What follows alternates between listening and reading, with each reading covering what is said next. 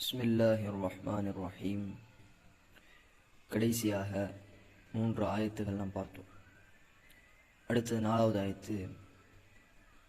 முதல் 3 ஆயத்தும் அல்லாஹ்வை பற்றி உண்டான புகழ், அல்லாஹ் எப்படிப்பட்டவன் என்பதை குறிக்கிறது. அதனால தான் ஹதீஸே குதுசி நபி ஸல்லல்லாஹு அலைஹி வஸல்லம் அவருடைய ஹதீஸில் அல்லாஹ் சொல்வதாக இப்படி சொன்னார்கள், ஒரு அடியான் அல்ஹம்துலில்லாஹி ரப்பில் ஆலமீன் என்று சொல்லும்போது அல்லாஹ் மலக்குகளை பார்த்து சொல்வானாம், ஹமிதனி அபதி, என் அடியான் என்னை புகழ்ந்து விட்டான். அர் ரஹ்மானிர் ரஹீம், அடியான் தொழுகையில் சொல்லும்போது மஜ்ஜதனி அபதி, என்னுடைய அடியான் என்னை கண்ணியப்படுத்தி விட்டான். மாலிகி யௌமித்தீன் என்று அடியான் சொல்லும்போது அஸ்னா அலைய அபதி, என்னுடைய அடியான் இன்னும் புகழை ஏற்படுத்தி விட்டான். அடியான் இய்யாக நஅபுது வ இய்யாக நஸ்தஈன் என்று சொல்லும்போது அல்லாஹ் சொல்வான், வலி அபதி மா சஅல், ஹாதா பைனி வ பைன அபதி வலி அபதி மா சஅல். இதுவரைக்கும் அல்லாஹ்வை பற்றி உண்டான அல்லாஹ் யார் என்பதை சொல்லக்கூடிய ஆயத். கடைசி 3 ஆயத்தும் துவாவாக இருக்குது. இப்போ 4வது ஆயத்தை நாம் பார்ப்போம். இய்யாக, உன்னையே நஅபுது, நாங்கள் வணங்குகிறோம். இய்யாக நஅபுது, உன்னையே நாங்கள் வணங்குகிறோம். அல்லாஹ் பார்த்து சொல்வது, இந்த வார்த்தை அரபியில் முன்னால் வந்து இருப்பதன் மூலம் ஒரு உறுதியையும் அழுத்தத்தையும் காட்டுகிறது. இய்யாக, உன்னையே நஅபுது, நாங்கள் வணங்குகிறோம். இபாதத் என்பது அல்லாஹ் ஒருவனுக்கு மட்டும்தான் இருக்க வேண்டும். அல்லாஹ்வில் இபாதத்தில் யாரையும் இணை வைத்து விடக்கூடாது. அதனால தான் இபாதத்துகளில் ஷிர்க் வரும். தொழுவதாக இருக்கலாம், நன்மை செய்யக்கூடிய எந்த ஒரு காரியமாக இருந்தாலும் சரி, அல்லாஹ்வுக்காக மட்டும் செய்ய வேண்டும். அல்லாதவர்களை அதில் இணைத்து விடக்கூடாது. வ இய்யாக நஸ்தஈன், உன்னிடமே நாங்கள் உதவி தேடுகிறோம். அல்லாஹ் இந்த இடத்துல நான் உன்னையே நான் வணங்குகிறேன், உன்னிடத்தில் நான் உதவி தேடுகிறேன் என்று ஒருமையில் சொல்லாமல் அடியார்களுக்கு ஒரு ஒழுக்கத்தை சொல்லி காட்டுகிறான்.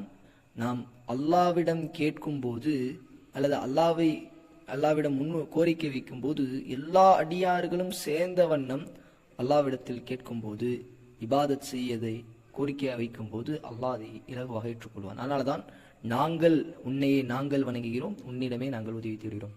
இப்னு அப்பாஸ் ரலியல்லாஹு அன்ஹுமா அவங்கள்ட்ட நபி ஸல்லல்லாஹு அலைஹி வஸல்லம் சொன்னார்கள், இதா சஅல்த ஃபஸ்அலில்லாஹ், நீ கேட்டால் அல்லாஹ்விடம் மட்டுமே கேள். வ இதா ஸ்தஅன்த ஃபஸ்தஇன் பில்லாஹ், நீ கேட்டா உதவி தேடினால் அல்லாஹ்விடமே உதவி தேடுங்கள். இபாதத்தும் சரி, இஸ்திஆனத் உதவி தேடுதலும் அல்லாஹ்வுக்காக அல்லாஹ்விடமே இருக்க வேண்டும். அடுத்த 3 ஆயத்தும் கடைசி வரைக்கும் துவா. இஹ்தினஸ் ஸிராத்தல் முஸ்தகீம், இஹ்தினா, எங்களுக்கு காட்டுவாயாக, ஹிதாயத்திலிருந்து உள்ளது. அஸ்ஸிராத்த பாதை, அல் முஸ்தகீம் நேரான பாதையை எங்களுக்கு காட்டுவாயாக. எந்த கோணலும் இல்லாத, எந்த ஒரு சருகலும் இல்லாத, குழப்பமற்ற பாதையை காட்டுவாயாக.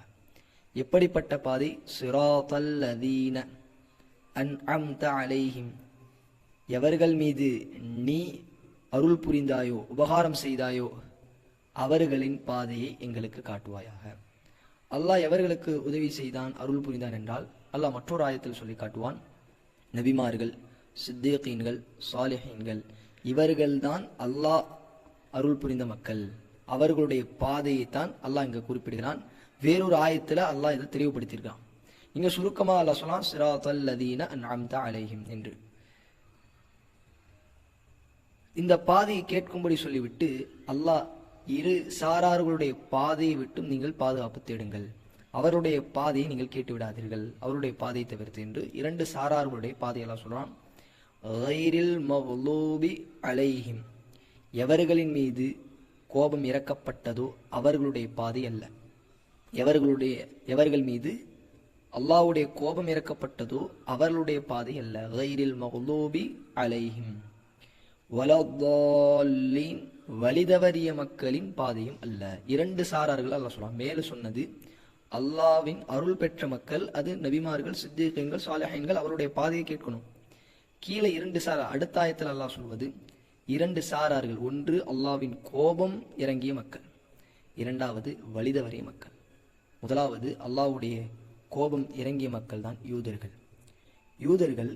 அல்லாஹ்வுடைய மார்க்கத்திலும் சரி, நபிமார்களுடைய விஷயத்திலும் சரி, எல்லாம் தெரிந்திருந்தும் கூட வரம்பு தாழ்ந்து நபிமார்களை கொலை செய்வது, சட்டங்களை மாற்றி அமைப்பது, இது போன்ற இல்மு இருந்தும் கூட அமல் செய்யாமல் விட்டுவிட்டவர்கள் அல்லாஹ்வுடைய கோபத்திற்கு ஆளானார்கள் யூதர்கள்.